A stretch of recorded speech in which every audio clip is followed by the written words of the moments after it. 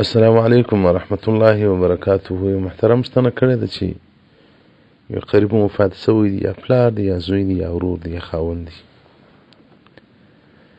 نو تصویر مې ساتلی دی، وایي لاندې په صندوق کې پروت دی، کله کله یې راواخلم یو ګورم، دې خو به زما غاړې نه بندېږي.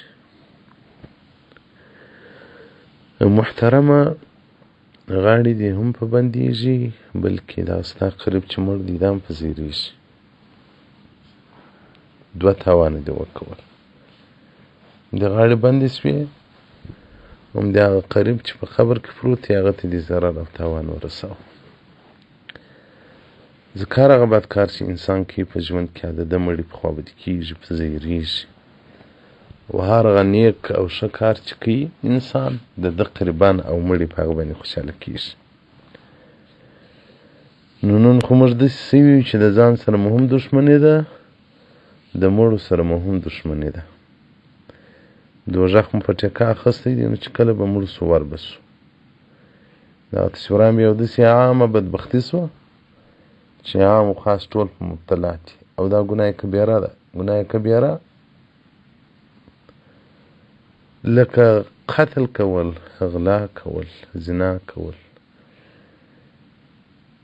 داسې مثال لري.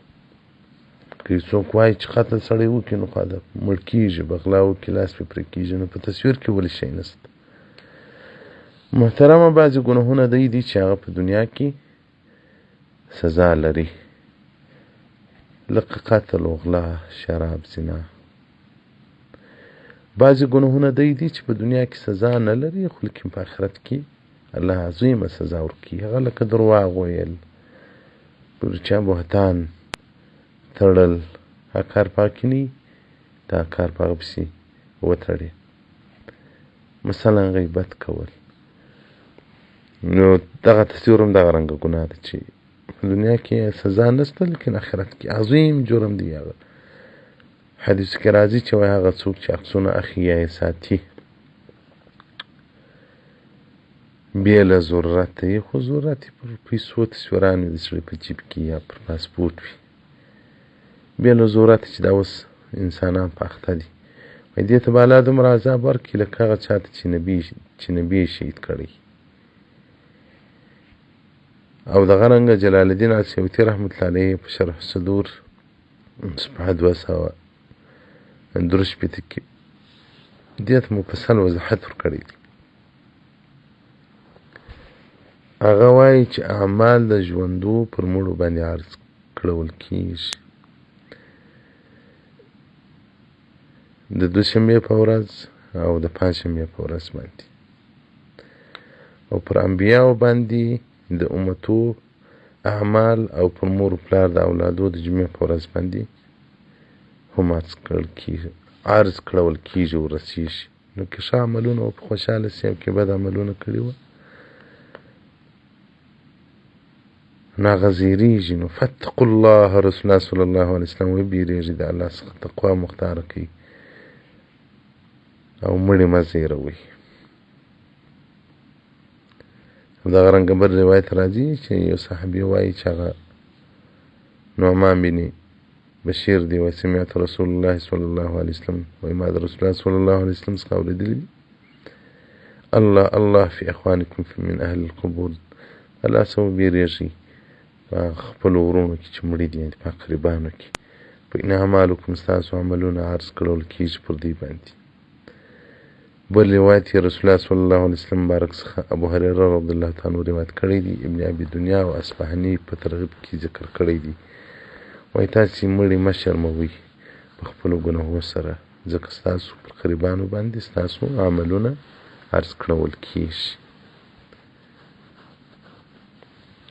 شرح صدور د امام جلال الدین السیوطي صفحه 263 باب عرض اعمال الاحیاء علی الاموات ته پر وضاحت ورکوي.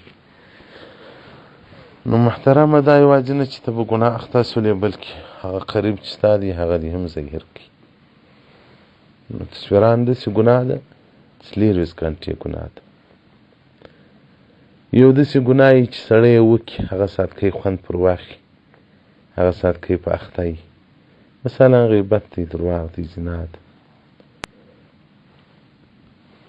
فلم ته کتل، هغه ساعت کوي چې هېڅ تصویبیان ونه یې ګناهګار، خو ګناه دې وکوله جمع سو. خو دا تصویر چې دا واخیستې چې تر هغه وخته پروت وي، تر هغه وخته ګرځي او راګرځي، ته په مجرم یې. نو د صحابه کرامو په زمانه کې وایي دا پر کوچنیو ګناهو پر صغایرو باندې دوی دومره بیرېدل، دومره یې نه کول لکه اوس چې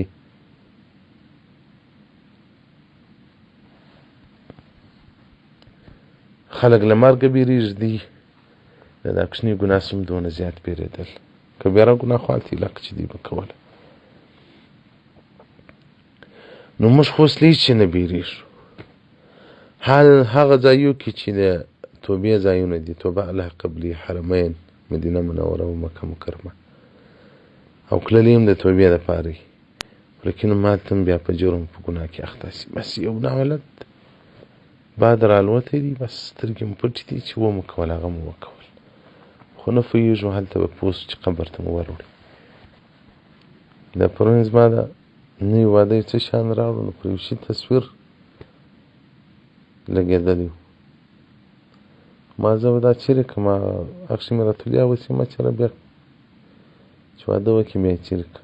ما سمه کړه، ته وایي چې ته ووځې له کوره، ولا کیله کړم چې د سرو زرو یې اوس به دغه یو دغه یې شپالتو شی وي. اوس یې تهجد لمانځه ته راپورته شوم، هغه چې مې راواست، هغه مې هغه دغه مې څه چیرې کوي پسې ما شول. اوس مې بیا هغه د خواشي بدي دې وکول. نو موږ د مخلوق په خاطر باندې الله ناراضه کوو، د مخلوق په خاطر خالق خوابدي کوو. نو ډېر خلک داسې دي چې د ماما تصویر یي، د پلانکې تصویر یي، له کوره یې نه لرې کوي، بیا خو پلانکې خوابدي شي. بس موږ الله خوابدي کوو، مخلوق مو خوشحاله کړی دی. والسلام علیکم ورحمة الله وبرکاته.